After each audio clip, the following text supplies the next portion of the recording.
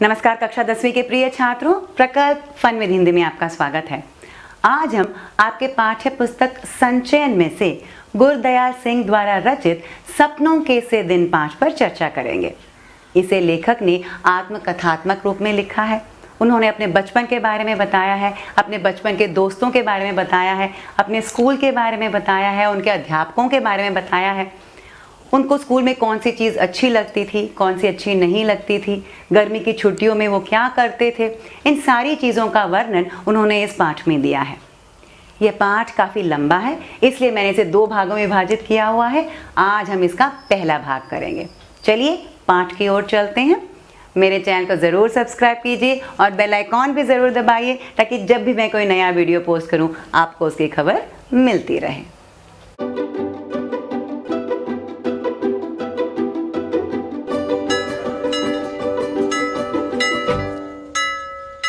कहानी है सपनों के से दिन। आज हम भाग 1 करेंगे और इसके लेखक हैं गुरदयाल सिंह। मेरे साथ खेलने वाले सभी बच्चों का हाल एक सा होता। नंगे पांव, फटी मैली सी कच्छी और टूटे बटनों वाले कई जगह से फटे कुर्ते और बिखरे बाल। जब लकड़ी के ढेर पर चढ़कर खेलते नीचे को भागते तो गिरकर कई तो जाने कहां कहां चोट खा लेते और पहले ही फटे पुराने कुर्ते तार तार हो जाते। धूल भरे कई जगह से छिले पांव, पिंडलियां या लहू के ऊपर जमी रेत मिट्टी से लथपथ घुटने लेकर जाते तो सभी की माँ बहनें उन पर तरस खाने की जगह और पिटाई करती। कईयों के बाप बड़े गुस्सैल थे। पीटने लगते तो यह ध्यान भी ना रखते कि छोटे बच्चे के नाक मुंह से लहू बहने लगा है या उसके कहाँ चोट लगी है। परंतु इतनी बुरी पिटाई होने पर भी दूसरे दिन फिर खेलने चले आते। यह बात तब ठीक से समझ आई जब स्कूल अध्यापक बनने के लिए एक ट्रेनिंग करने गया और वहां बाल मनोविज्ञान का विषय पढ़ा। ऐसी बातों के बारे में तभी जान पाया कि बच्चों को खेलना क्यों इतना अच्छा लगता है कि बुरी पिटाई होने पर भी फिर खेलने चले आते हैं। लेखक अपने बचपन की बात बताते हैं। वे बिना चप्पल या जूते पहने मैली लंगोट पहनकर ही खेलते थे। वे फटे पुराने कुर्ते पहनते और बाल बिखरे रहते, यानी कंघी लेकर बाल को साफ तरीके से नहीं बनाते थे। सिर्फ लेखक ही नहीं, उनके साथ जो बच्चे खेलते थे सभी इसी हालत में रहते थे। तब के जमाने में बच्चे खिलौने वगैरह के साथ नहीं, बाहर खुले में आराम से मस्ती करते हुए खेलते थे। बच्चे ऊपर नीचे चढ़ते उतरते भागते खेलते समय गिर जाते तो उन्हें चोट लगती। पहले ही उनके कुर्ते फटे होते, गिरने से तो और ज्यादा फट जाते। जब बच्चे गिरते तो उनके ऊपर धूल लग जाती, उनके पांव छिल जाते, पिंडलियों पर खून बहने लगता। पिंडली घुटने के पीछे की जगह होती है। घुटने से लेकर एड़ी तक की जो जगह, जिसे हम अंग्रेजी में काफ कहते हैं, उसे हिंदी में पिंडली कहा जाता है। तो वहां पर खून जम जाता, उनके घुटने पर खून जम जाता। और जब वो घर आते, धूल से लथपथ खून से भरे हुए घर आते, तो उनकी माँ या बहन उन पर तरस नहीं खाते कि बेचारा गिर गया, चोट लग गई। गुस्से में उसकी पिटाई करते कि किसने कहा जाकर इतना खेलो। और कई बच्चों के पिताजी बहुत गुस्सैल थे, बहुत गुस्सा करते थे। इतना पीट देते हैं कि कभी कभी तो बच्चों के नाक या मुंह से खून बहने लगता था। उन्हें बुरा भी नहीं लगता। इतनी पिटाई खाने के बाद भी अगले दिन बच्चे फिर से खेलने चले जाते। अब लेखक कहते हैं कि तब तो उन्हें समझ में नहीं आता था कि मार पीट खाने के बाद भी घर में पिताजी से मार खाने के बाद, माँ या बहन से डांट खाने के बाद भी बच्चे खेलने क्यों आ जाते हैं। लेकिन कहते हैं कि अब जब उन्होंने टीचर की ट्रेनिंग की, जहां पर उन्हें बाल मनोविज्ञान पढ़ना पड़ा, उन्हें एहसास हुआ कि बच्चों को खेलना अच्छा लगता है।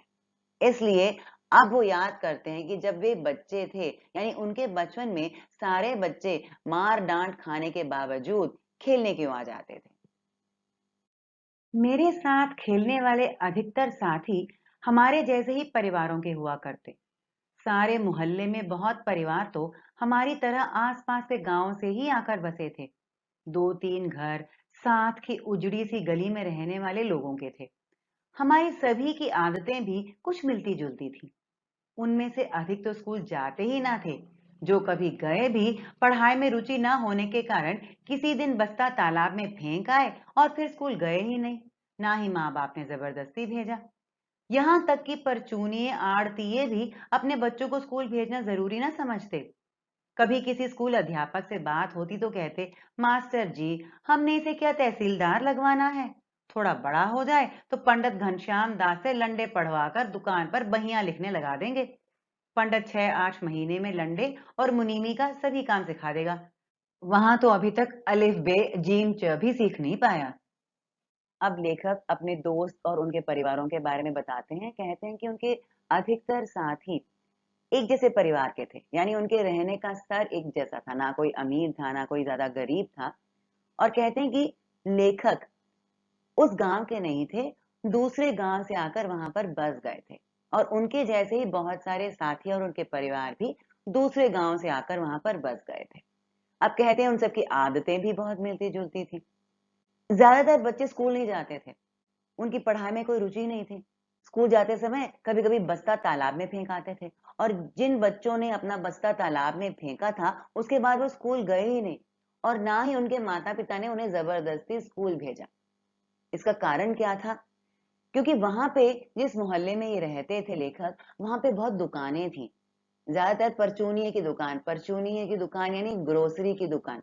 और वहां पर उन पिताओं का मानना था कि बच्चों को बड़ा होकर दुकान पर ही बैठना है। तो उनका कहना था कि वे अपने बच्चों को घनश्याम दास के पास भेज देंगे। घनश्याम दास अकाउंट सिखा देंगे, लंडे पढ़वाना, बहियां, इसका मतलब है अकाउंट सीखना। दुकान पर बैठने के लिए अकाउंट्स की जरूरत होती है, यानी गिनने के लिए। अगर कोई आपको पैसे दे तो कितने पैसे हुए सामान के, वापस कितने देने हैं, ये सब जानने की जरूरत होती है। तो माता पिता जो थे, उनका मानना था कि बच्चे को इतना सा आ जाए, इतना सा पढ़ना लिखना आ जाए, वो बहुत है। विद्यालय स्कूल जाने की जरूरत ही नहीं है। तो उनका मानना था कि स्कूल बच्चे ना जाएं, कोई बात नहीं, वे पंडित घनश्याम दास के पास भेजकर उनको ये सब सिखवा देंगे। वो कहते हैं कि अब स्कूल जाकर भी उन्होंने अलिफ बे जीम च नहीं सीखा। यहाँ पर अलिफ बे जीम च अल्फाबेट्स के लिए कहा गया, क ख ग घ, हम जिसे कहते हैं ना कि जो शुरुआत में हम पढ़ते हैं, किसी भी भाषा को पढ़ते समय जो शुरुआत में पढ़ते हैं, इन बच्चों के पिताओं का मानना था कि बच्चे तो वो भी नहीं पढ़ पाए, तो इसलिए स्कूल भेज के कोई फायदा नहीं है। बाद में वो अकाउंट सिखवा देंगे बच्चों को, ताकि जिंदगी में वो काम आ पाए। हमारे आधे से अधिक साथी राजस्थान या हरियाणा से आकर मंडी में व्यापार या दुकानदारी करने आए परिवारों से थे। जब बहुत छोटे थे तो उनकी बोली कम समझ पाते। उनके कुछ शब्द सुनकर हमें हंसी आने लगती, परंतु खेलते तो सभी एक दूसरे की बात खूब अच्छी तरह समझ लेते। पता भी नहीं चला कि लोकोक्ति अनुसार एक हिरण के दिन चार कैसे कब बीत गए। हम में से कोई भी ऐसा ना था जो स्कूल के कमरे में बैठकर पढ़ने को कैद ना समझता हो। कुछ अपने माँ बाप के साथ जैसा भी था, काम करने लगे। लेखक पंजाब के रहने वाले थे, तो जब वे मेरा गांव कहते हैं, यानी पंजाब का गांव। अब लेखक बताते हैं कि उनके गांव में राजस्थान और हरियाणा से भी लोग आकर रहने लगे थे, क्योंकि वहां पे लोग ज्यादातर व्यापारी थे, दुकानदारी करते थे। तो उस राजस्थान हरियाणा से आकर भी वहां पर उन्होंने दुकानें खोली थी। कहते हैं कि जब वो बहुत छोटे थे तो इन दूसरे बच्चों की बोली समझ नहीं पाते थे। जो दूसरी जगहों से आए थे, जो राजस्थान से आए थे, जो हरियाणा से आए थे, उनकी बोली समझ नहीं पाते थे। कभी कभी तो उनकी बातें सुनकर इन्हें हंसी भी आ जाती थी। लेकिन खेलते समय जब सारे बच्चे एक साथ मिलकर खेलते तो एक दूसरे की बात समझ लेते और खूब मस्ती से खेलते थे। एक लोकोक्ति है, ए खेड़न के दिन चार, यानी खेलने के सिर्फ 4 दिन होते हैं। जिंदगी जो है उसमें खेलने के 4 दिन होते हैं। और कहते हैं यह कब बीत गया समय पता ही नहीं चला, क्योंकि क्योंकि सब बड़े हो गए थे, सब कुछ ना कुछ करने लगे थे। कुछ बच्चे तो बड़े होकर अपने माता पिता का हाथ बटाने लगे थे, कुछ दुकान में बैठने लगे थे। कहते हैं कि ऐसा कोई भी बच्चा नहीं था जो स्कूल को कैद ना समझता हो। यानी जो भी बच्चा उनके साथ था, उनके जो भी साथी थे, सब ने स्कूल को जेल ही समझा था, जहां से भागना होता था। यानी जो बच्चा स्कूल गया था वो भी मन से स्कूल नहीं गया। शायद उनके माता पिताओं ने जबरदस्ती स्कूल भेजा हो, लेकिन कोई भी बड़े प्यार से स्कूल नहीं गया था। बचपन में घास अधिक हरी और फूलों की सुगंध अधिक मनमोहक लगती है। यह शब्द शायद आधी शती पहले किसी पुस्तक में पढ़े थे, परंतु आज तक याद है। याद रहने का कारण यही है कि यह वाक़ई बचपन की भावनाओं, सोच समझ के अनुकूल होगा। परंतु स्कूल के अंदर जाने से रास्ते के दोनों ओर जो अलियार के बड़े ढंग से कटे छांटे झाड़ उगे थे, जिन्हें हम डंडियां कहा करते, उनके नीम के पत्तों जैसे पत्तों की महक आज तक भी आंख मूंद कर महसूस कर सकता हूँ। उन दिनों स्कूल की छोटी क्यारियों में फूल भी कई तरह के उगाए जाते थे, जिनमें गुलाब, गेंदा और मोतिया की दूध सी सफेद कलियां भी हुआ करती। ये कलियां इतनी सुंदर और खुशबूदार होती थीं कि हम चंदू चपड़ासी से आंख बचाकर कभी कभार एक दो तोड़ लिया करते। उनकी बहुत तेज सुगंध आज भी महसूस कर पाता हूँ, परंतु यह याद नहीं कि उन्हें तोड़कर कुछ देर सूंघकर फिर क्या किया करते। शायद जेब में डाल लेते, माँ उसे धोने के समय निकालकर बाहर फेंक देती, या हम ही स्कूल से बाहर आते उन्हें बकरी के मेमनों की भांति चर जाया करते। लेखक अपने बचपन की बातों को आगे बढ़ाते हैं। वो कहते हैं उन्होंने आधी शती पहले किसी पुस्तक में पढ़ा था। आधी शती यानी 50 साल पहले उन्होंने किसी पुस्तक में पढ़ा था। वो बात उन्हें आज तक याद है कि बचपन में घास अधिक हरी और फूलों की सुगंध अधिक मनमोहक लगती है। ऐसा क्यों होता है? क्योंकि बच्चे भोले होते हैं। उन्हें अपनी चारों ओर की चीजों में अच्छाई ही अच्छाई दिखाई देती है। उन्हें हर चीज में मजा आता है। तो बचपन की बात अलग होती है। तो इसी बात को और जताते हुए कहते हैं कि जब वे स्कूल के अंदर जाते थे तो दोनों ओर अलियार के बड़े झाड़ उगे थे। अलियार यानी बैम्बू। तो झाड़ उगे थे और उनको ये डंडियां कहते थे। कहते हैं उनके जो पत्ते थे उनकी महक आज भी ये महसूस कर सकते हैं। ये छोटी छोटी चीजें होती हैं, लेकिन ये बचपन की बातें हैं, वो बड़े होकर भी याद रहती हैं।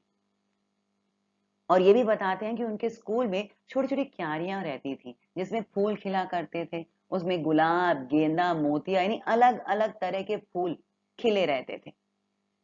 और इतने सुंदर फूल रहते थे, इतने खुशबूदार होते थे कि ये बच्चे जो थे, चंदू चपड़ासी, वहां के चपड़ासी का नाम चंदू था, उससे आंख बचाकर यानी छुपकर, उससे छुपकर फूल तोड़ लिया करते थे कभी-कभार। और जैसे ही तोड़ते कुछ देर सूंघते और फिर क्या करते लेखक को याद नहीं। बस इतना याद है कि वो फूल तोड़ लेते थे। और ये याद नहीं कि या तो वो अपने पैंट के पॉकेट में डाल लेते और बाद में उनकी माँ उसे जब धोती तो निकाल कर फेंक देती, या उसे वो बकरी की तरह चर जाते। बच्चों को फूलों की पंखुड़ियां बहुत कोमल लगती हैं और कभी-कभी वो उन्हें खाने में मजा आता है। तो लेखक कहते हैं कि शायद वो भी उसे खा जाते थे। जब अगली श्रेणी में दाखिल होते तो एक ओर तो कुछ बड़े सयाने होने के एहसास से उत्साहित भी होते, परंतु दूसरी ओर नई पुरानी कापियों किताबों से जाने कैसी बात आती कि उन्हीं मास्टरों के डर से कांपने लगते जो पिछली श्रेणी में पढ़ा चुके होते। तब स्कूल में शुरू साल में 1 डेढ़ महीना पढ़ाई हुआ करती, फिर 1.5 2 महीने की छुट्टियां शुरू हो जाया करती। अब तक जो बात अच्छी तरह याद है वह छुट्टियों के पहले और आखिरी दिनों का फर्क था। पहले 2 3 सप्ताह तो खूब खेल कूद हुआ करती। हर साल ही माँ के साथ ननिहाल चले जाते। वहां नानी खूब दूध दही मक्खन खिलाती, बहुत प्यार करती। छोटा सा पिछड़ा गांव था, परंतु तालाब हमारी मंडी के तालाब जितना ही बड़ा था। दोपहर तक तो उस तालाब में नहाते, फिर नानी से जो जी में आता मांग कर खाने लगते। नानी हमारे बोलने के ढंग या कम खाने के कारण बहुत खुश होती। अपने पोतों को हमारी तरह बोलने और खाने पीने को कहती। अब लेखक उस वक्त की बात बताते हैं जब एक क्लास से पास होकर दूसरी क्लास में जाते, यानी उन्हें लगता कि वे सयाने हो गए, ज्यादा इंटेलिजेंट हो गए हैं, एक क्लास आगे बढ़ गए हैं। इस बात से उत्साहित होते, यानी एक्साइटेड तो होते, लेकिन नई और पुरानी किताबों से एक बात आती। अब यहाँ पर पुरानी किताबों का मतलब किसी और से किताब लेकर भी पढ़ते थे वो। तो नई पुरानी किताबों से एक बात आती थी जिससे उन्हें मास्टरों की याद आ जाती, और मास्टरों की याद आते ही उनके मार की याद आ जाती, और फिर वो डर से कांपने लगते। क्योंकि ऐसा नहीं होता था कि हर साल नए मास्टर ही आकर पढ़ाते थे। कुछ मास्टर तो ऐसे भी रहते थे जो पिछले साल भी उन्हें पढ़ा चुके होते थे। तो इन सब की याद जब आती थी तो उन्हें डर लगने लगता था। बताते हैं कि तब स्कूल में शुरुआत में 1 डेढ़ महीने पढ़ाई हुआ करती थी और उसके बाद छुट्टियां। आजकल भी ऐसा होता है कई जगहों में। पहले स्कूल की शुरुआत हो जाती है, नए क्लास की शुरुआत हो जाती है, कुछ महीनों तक पढ़ाई चलती है, उसके बाद छुट्टियां हो जाती हैं, गर्मी की छुट्टियां हो जाती हैं। तो लेखक के बचपन में भी ऐसा ही हुआ करता था। कहते हैं कि छुट्टियों के पहले और आखिरी के दिनों में फर्क हुआ करता था। बिल्कुल होगा, क्योंकि जब छुट्टियों की शुरुआत होगी तब बहुत खुशी होगी कि हाँ छुट्टियां शुरू हो गई हैं। लेकिन जब छुट्टियों का अंत होगा तब बुरा लगेगा कि स्कूल खुलने वाले हैं। तो कहते हैं कि पहले 2 3 सप्ताह तो बहुत खेलते थे, बड़ा मजा आता था खेलने में। और हर साल अपनी माँ के साथ वो ननिहाल जाते थे। ननिहाल यानी माँ के माता पिता जहाँ रहते हैं उसे ननिहाल कहा जाता है, जहाँ पर नाना नानी रहते हैं उसे ननिहाल कहा जाता है। तो वहां पर जाते थे तो उनकी नानी उन्हें खूब अच्छा खाना खिलाती थी, दूध दही देती थी, मक्खन खिलाती थी, बहुत प्यार करती थी। वो एक छोटा सा गांव था, पिछड़ा हुआ गांव था, यानी जहां पर लेखक रहते थे उससे भी पिछड़ा हुआ गांव था।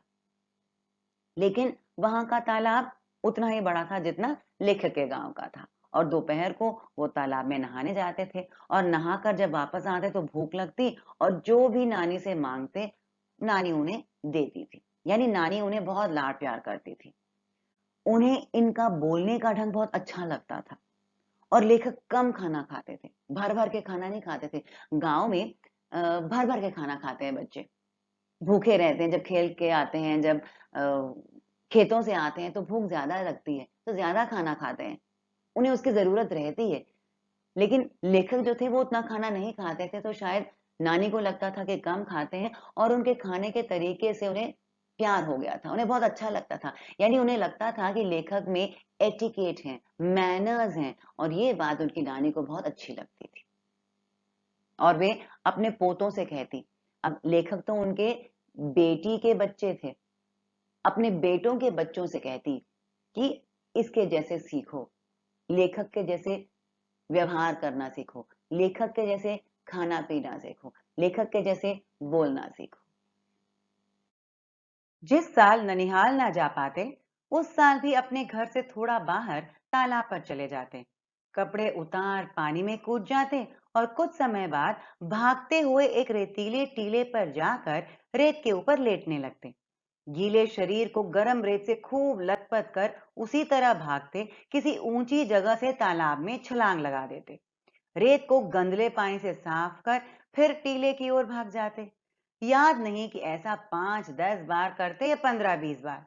कई बार तालाब में कूदकर ऐसे हाथ पांव हिलाने लगते जैसे बहुत अच्छे तैराक हों। परंतु एक दो को छोड़ मेरे किसी साथी को तैरना नहीं आता था।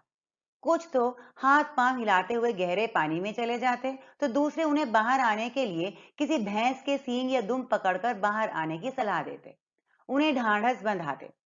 कूदते समय मुंह में गंदा पानी भर जाता तो बुरी तरह खांसते। कई बार ऐसा लगता कि सांस रुकने लगी है, परंतु हाय हाय करते किसी ना किसी तरह तालाब के किनारे पहुंच जाते।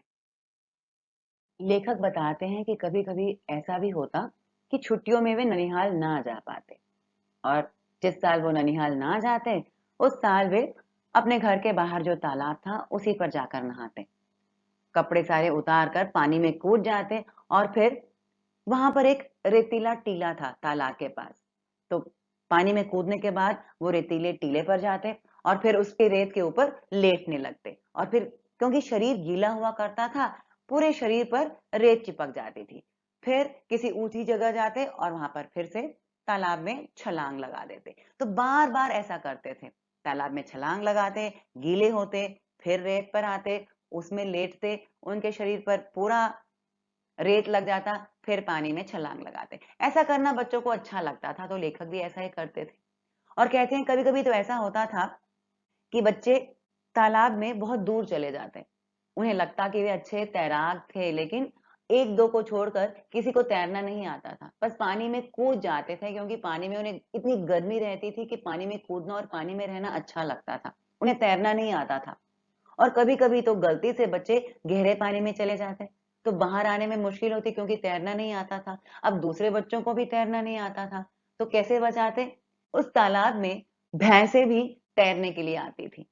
तो दूसरे बच्चे इन बच्चों से कहते कि उन भैंसों की सींग या दुम पकड़ ले, क्योंकि जैसे जैसे भैंस पानी से बाहर आएंगे वैसे वैसे उनके साथ बच्चे भी आ पाएंगे। तालाब का पानी कभी कभी गंदा हो जाता था, क्योंकि बार बार उसमें कूदने से पानी हिल जाता है, नीचे की मिट्टी हिल जाती है तो तालाब गंदा हो जाता है। तो ऐसा हो जाता था और ये पानी बच्चों के मुंह में चला जाता था और इतनी बुरी तरह से खांसते थे, फिर भी कुछ ना कुछ करके वे वापस आ ही जाते तालाब से बाहर। खेलना नहीं छोड़ते, लगातार ऐसा करते और ऐसा करने में उन्हें बहुत मजा आता था।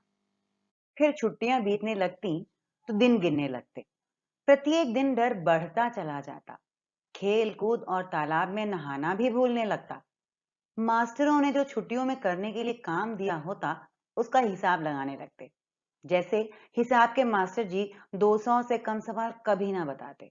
मन में हिसाब लगाते कि यदि 10 सवाल रोज निकाले तो 20 दिन में पूरे हो जाएंगे। जब ऐसा सोचना शुरू करते तो छुट्टियों का एक महीना बाकी हुआ करता। एक एक दिन गिनते 10 दिन खेल कूद में और बीत जाते। स्कूल की पिटाई का डर और बढ़ने लगता, परंतु डर भुलाने के लिए सोचते कि 10 की क्या बात, सवाल तो 15 भी आसानी से रोज निकाले जा सकते हैं। जब ऐसा हिसाब लगाने लगते तो छुट्टियां कम होते होते जैसे भागने लगती। दिन बहुत छोटे लगने लगते। ऐसा महसूस होता जैसे सूरज भागकर दोपहरी में ही छिप जाता हो। जैसे जैसे दिन छोटे होने लगते, स्कूल का भय बढ़ने लगता। हमारे कितने ही सहपाठी ऐसे भी होते जो छुट्टियों का काम करने की बजाय मास्टरों की पिटाई अधिक सस्ता सौदा समझते। हम जो पिटाई से बहुत डरा करते, उन बहादुरों की भांति ही सोचने लगते। ऐसे समय हमारा सबसे बड़ा नेता ओमा हुआ करता। लेखक और उनके दोस्त छुट्टियों में तो खूब मस्ती करते, लेकिन जैसे जैसे छुट्टियों के दिन बीतने लगते तो उनके मन में डर बैठने लगता। खेलना कूदना भूल जाते, तालाब में जाकर नहाना भी भूल जाते। ऐसा क्यों होता? क्योंकि छुट्टियों में उनको काम दिया गया होता, यानी हॉलिडे होमवर्क दिया गया होता और बहुत सारा हॉलिडे होमवर्क मिलता था। और मैथ के टीचर तो उन्हें 200 से कम सवाल कभी नहीं देते थे, यानी उन्हें पूरी छुट्टियों में 200 सवाल करने होते थे। अब ये मन में सोचने लगते हैं कि अगर एक दिन में ये 10 सवाल करेंगे तो 20 दिन में पूरे सवाल हो जाएंगे, यानी मैथ का काम खत्म हो जाएगा। लेकिन सोचते रह जाते, बैठकर करते नहीं। तो जब तक करने के लिए बैठते तब तक समय बीत चुका होता। फिर सोचते कि चलो एक दिन में 15 सवाल कर लेंगे और कम समय लगेगा खत्म करने में। लेकिन जैसे तैसे समय बीतता जाता, लेकिन ये बैठकर अपना काम नहीं करते, खेल कूद में ही वक्त बिताते। और जैसे जैसे खेल कूद में वक्त बिताते, पिटाई का डर बढ़ने लगता। उन्हें पता था कि अगर काम ना किया गया हो तो स्कूल जाकर पिटाई होगी, फिर भी काम करने का मन नहीं करता, खेलने का मन करता। कहते हैं कि जैसे जैसे छुट्टियां बीतती वैसे वैसे दिन बहुत छोटे होने लगते। खेलने तो जाना ही था, खेलना नहीं छूटता था, लेकिन उन्हें ऐसा लगता कि दिन बहुत छोटे होने लगे हैं, इसलिए वो काम नहीं कर पा रहे हैं। ऐसा लगता जैसे सुबह होते ही दोपहर हो जाती और दोपहर होते ही शाम हो जाती। उनके मन का डर बढ़ने लगता। स्कूल खुलने का समय नजदीक आ रहा होता तो उनके मन का डर बढ़ने लगता। लेखक कहते हैं लेकिन कुछ ऐसे भी बच्चे थे जो काम नहीं करते थे और ना ही डरते थे। उनको लगता था कि अगर काम ना करेंगे तो क्या होगा, ज्यादा से ज्यादा पिटाई होगी।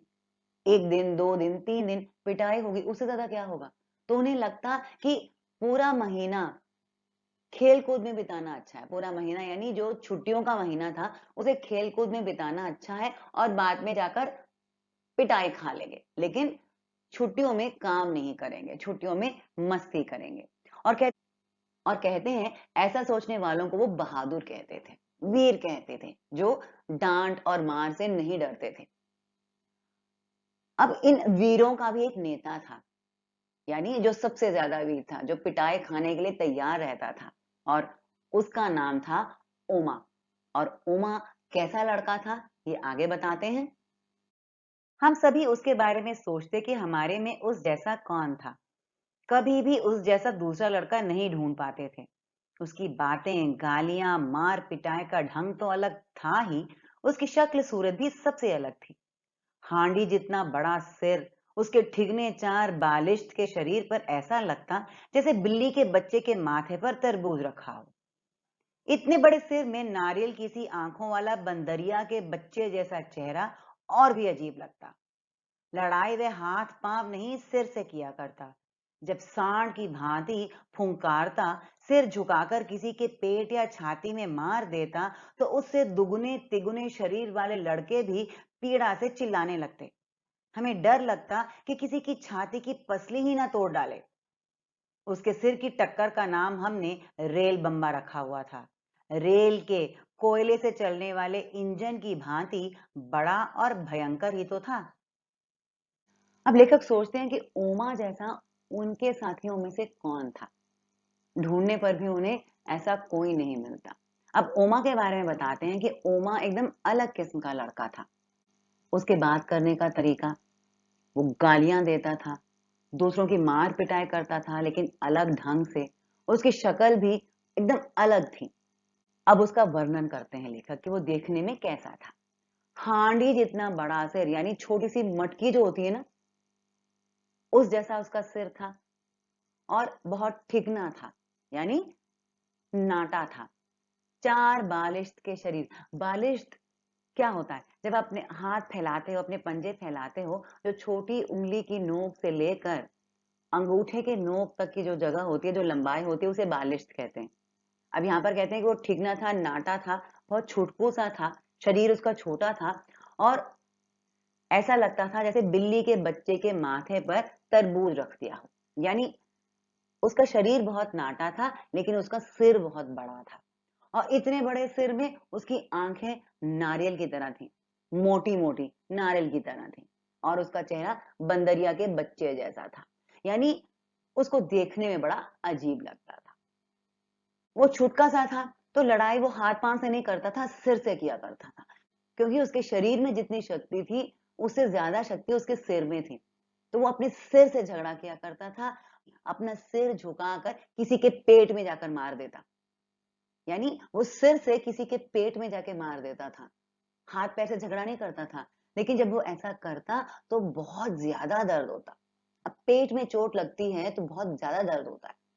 और ओमा ऐसा ही करता था, दूसरों को पेट में जाकर मारता था।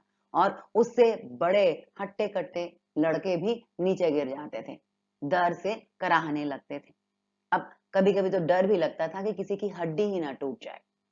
अब ओमा के इस टक्कर का नाम उन्होंने रेल बम्बा रखा हुआ था, क्योंकि वो इंजन की तरह बड़ा और भयंकर था। जिस तरह जब हम इंजन को दूर से देखते हैं तो वो हमारे ओर आती हुई डरावनी लगती है, उसी प्रकार ओमा को जब देखा जाता था तो दूर से जब वो आता था टक्कर मारने के लिए तो बड़ा डरावना लगता था। और उसकी टक्कर भी बड़ी डरावनी होती थी, किसी की भी हड्डी टूट सकती थी। हमारा स्कूल बहुत छोटा था। केवल छोटे छोटे 9 कमरे थे, जो अंग्रेजी के अक्षर एच की भांति बने थे। दाईं ओर पहला कमरा हेडमास्टर श्री मदन मोहन शर्मा जी का था, जिसके दरवाजे के आगे हमेशा चिक लटकी रहती। स्कूल की प्रेयर, प्रार्थना के समय वह बाहर आते और सीधी कतारों में कद के अनुसार खड़े लड़कों को देख उनका गोरा चेहरा खिल उठता। सारे अध्यापक लड़कों की तरह ही कतार बांधकर उनके पीछे खड़े होते। केवल मास्टर प्रीतम चंद पीटी लड़कों की कतारों के पीछे खड़े खड़े यह देखते थे कि कौन सा लड़का कतार में ठीक नहीं खड़ा। उनकी घुड़की तथा ठुड्डों के भय से हम सभी कतार के पहले और आखिरी लड़के का ध्यान रखते, सीधे कतार में बने रहने का प्रयत्न करते।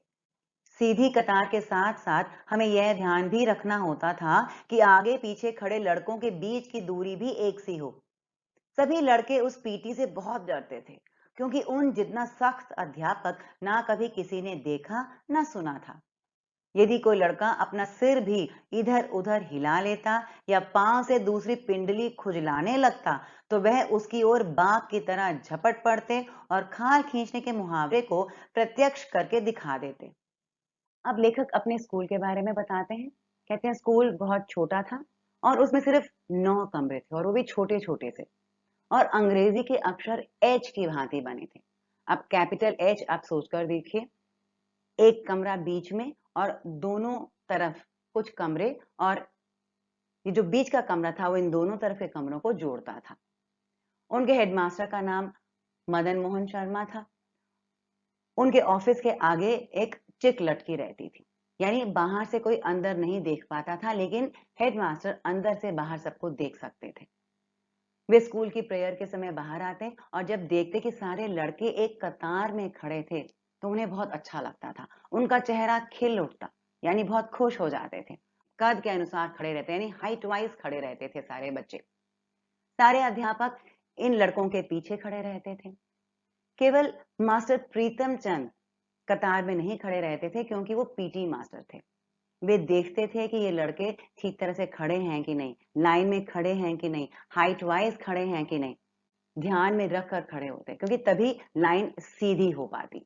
और बीच में दूरी भी एक जैसी होनी थी, यानी जैसे हम कहते हैं ना, वन आर्म डिस्टेंस लेकर खड़े रहो, तो ये बच्चे भी वन आर्म डिस्टेंस लेकर खड़े होते थे। उनके बीच की दूरी भी एक समान होनी होती थी।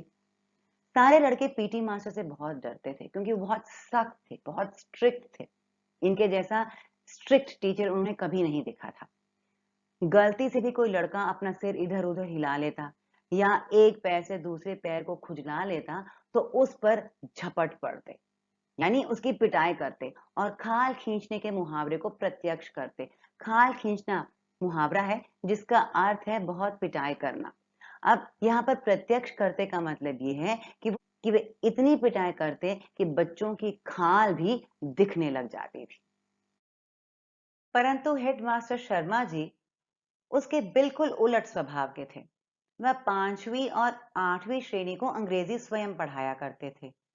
हमारे में से किसी को भी याद ना था कि 5वीं श्रेणी में कभी भी उन्हें किसी गलती के कारण किसी की चमड़ी उधेड़ते देखा या सुना हो।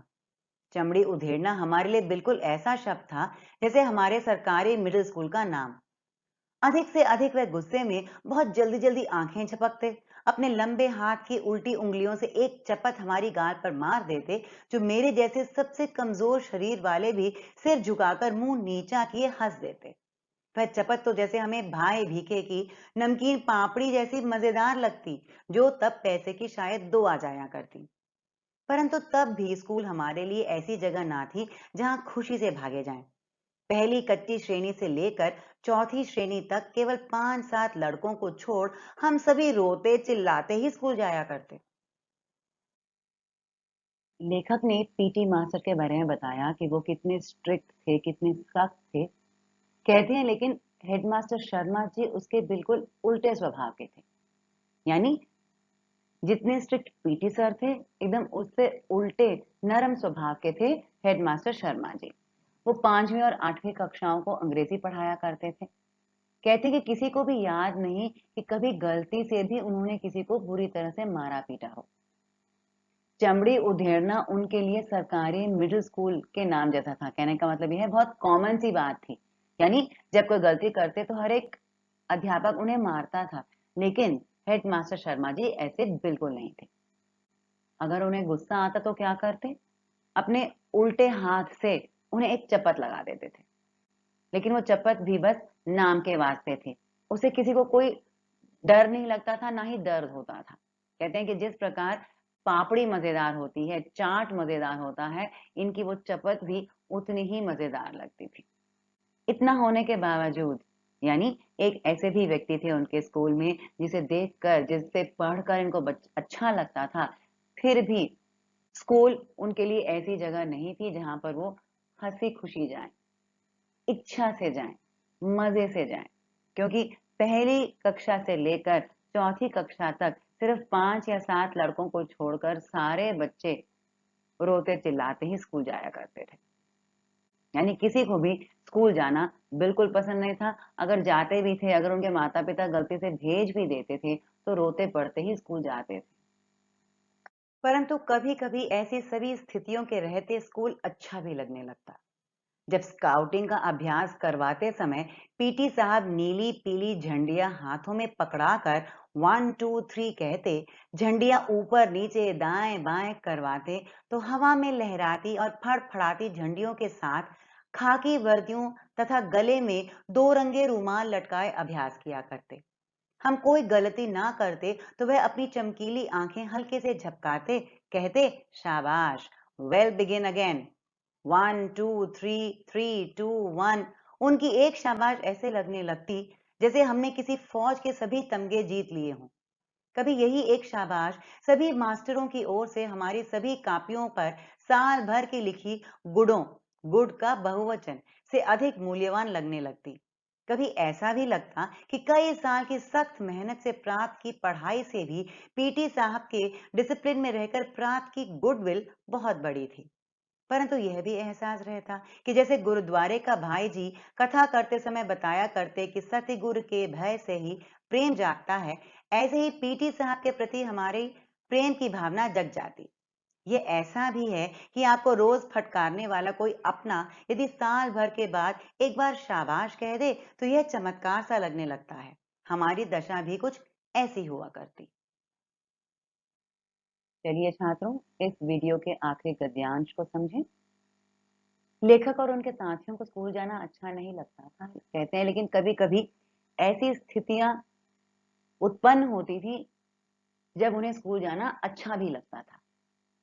स्काउटिंग के बारे में बताते हैं कि लेखक और उनके साथियों को स्काउटिंग बहुत अच्छा लगता था और स्काउटिंग का अभ्यास जब करवाते थे, पीटी सर ही करवाते थे, मास्टर प्रीतम चंद ही करवाते थे, तो अपने हाथ में जब नीली पीली झंडियां लेकर 1 2 3 कहते, झंडियों को ऊपर नीचे दाएं बाएं करवाते, तो उन्हें बहुत अच्छा लगता था। क्योंकि सारे बच्चे यूनिफॉर्म पहनते थे, खाकी रंग की वर्दियां पहनते थे, गले में 2 रंग के रुमाल लटकाते थे और जब वो अभ्यास करते तो उन्हें बहुत अच्छा लगता था। और अगर कोई गलती ना करता तो पीटी सर शाबाश कहते और फिर कहते वेल बिगिन अगेन 1 2 3 3 2 1, यानी ये सारी चीजें सुनकर उनको बहुत अच्छा लगता था।